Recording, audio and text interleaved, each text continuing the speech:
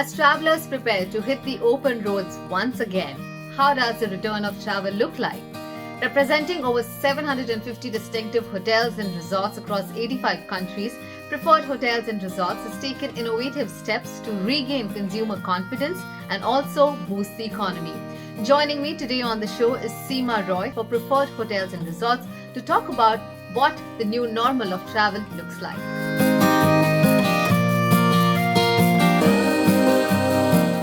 Hi Seema, welcome to Curly Tales, and so good to have you on board with us. And I love the background that you have right now. It really gives a lot of holiday vibes. Thank you so much, Kamya. Thanks very much. It's a pleasure to be here, to be talking with you and talk about holiday vibes. Don't we all need that right now?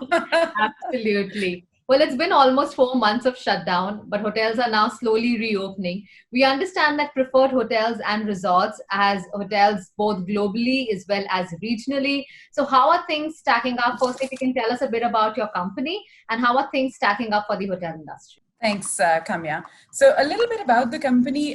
Preferred as a company, we're about 52 years in the business. We call ourselves the champions of independent travel. So we work with independent hotels and small regional chains across the globe. We have about 750 hotels across 85 countries. In terms of recovery, I guess slowly crawling back out of the pandemic. The way the virus peaked in different places, the recovery curve is a little bit different as well. There are regional variations currently at play, but as we speak, there are flights that are taking off, borders are opening, hotels have been allowed to operate, which is great news. It's really positive news, and I think we're seeing slowly but steadily demand going up. Over week, we're actually looking at numbers, and not just we've been hearing, right?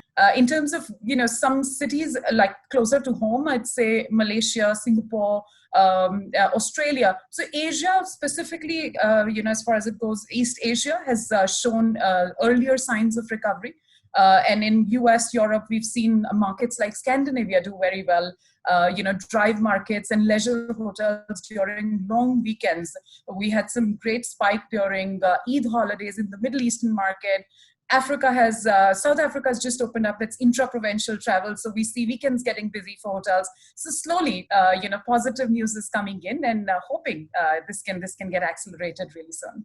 What about India in specific? Do you have hotels opened up in any of the regions, and the number of hotels that you have in India? And if you can share how are things stacking up here? So yes, we have about 40 hotels in the Indian subcontinent, which is India and Maldives combined. And India, I always say it's like dealing with multiple countries within India, because each state has its own rules and protocols. So every state's responding a bit differently. So we do have hotels that have operated even through the pandemic situation, helping with repatriation business, quarantine business, looking after the medical staff and frontline workers. So there are hotels that have supported, through that, and there are some hotels that are now opening up for commercial business. But globally, I think we're looking at about 90% of our hotels to being back open by September. Well, that truly is the need of the hour. But let's specifically talk about India, where you've announced the launch of Loving Local campaign. I believe it's designed to facilitate highly localized and luxury hotel experiences across regions. If you can take us through the hotels that are there under your umbrella, and what does this campaign mean for consumers or travelers? Right. Yes, absolutely. And, thanks for reading about it. So Loving Local has been one of our latest initiatives. In fact, the reason we launched the campaign, as everyone's talking about local and domestic tourism, we know that's the segment that's going to emerge strongest at least at the beginning of the recovery cycle. And the whole idea and the objective of this program is to inspire, to encourage localized demand. And over 200 hotels closely are participating across the globe. In India, actually, some of the hotels that have, that are in the campaign, some of our Leela Palaces hotels and resorts, hotels like Imperial, Express Inn, etc. So it's different markets, and actually hotels, not just in leisure locations, even in city locations, like I was saying earlier, are seeing a bit of uptake on the offer.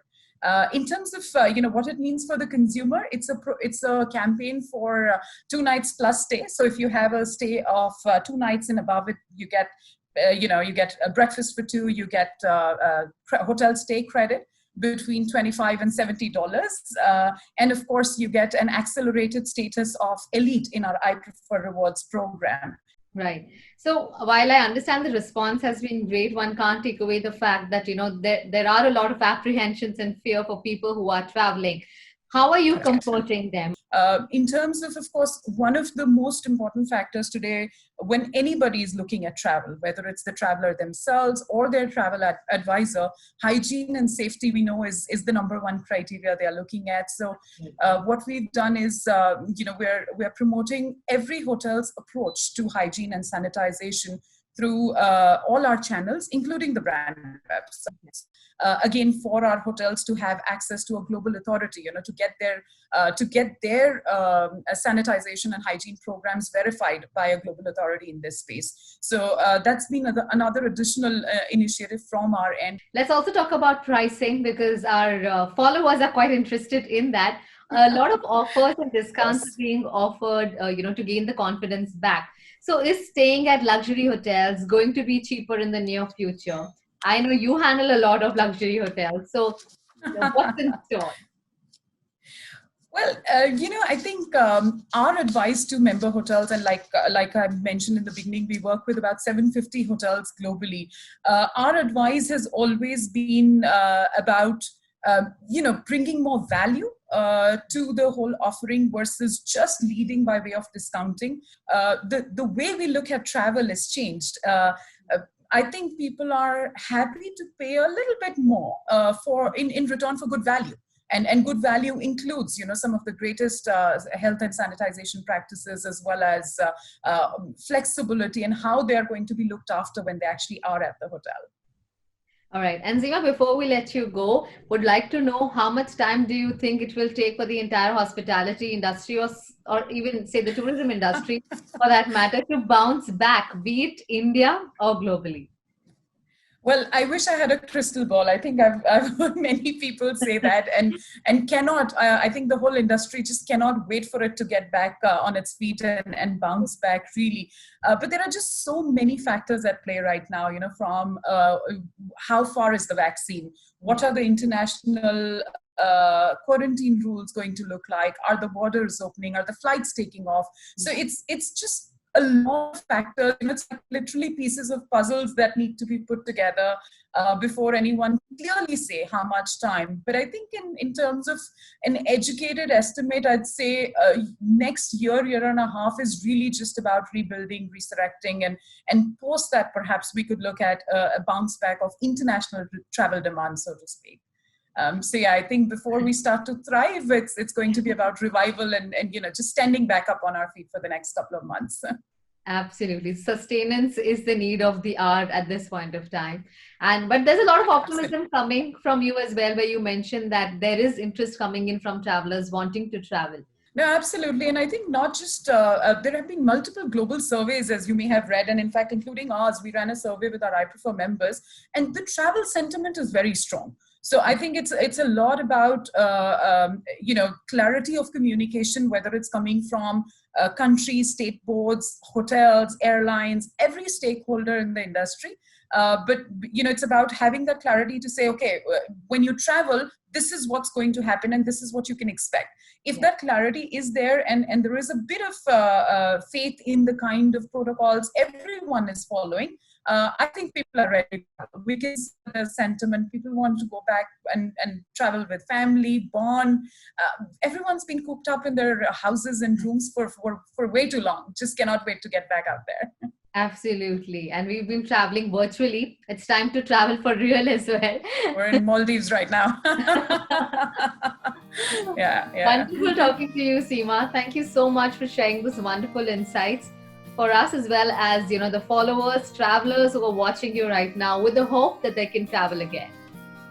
Likewise. Thank you very much, Kamya. And, I always say our collective hope and inspiration is our superpower right now. So let's keep believing in travel. I'm sure we'll be back and we'll emerge stronger on the other side. Absolutely. Thank you.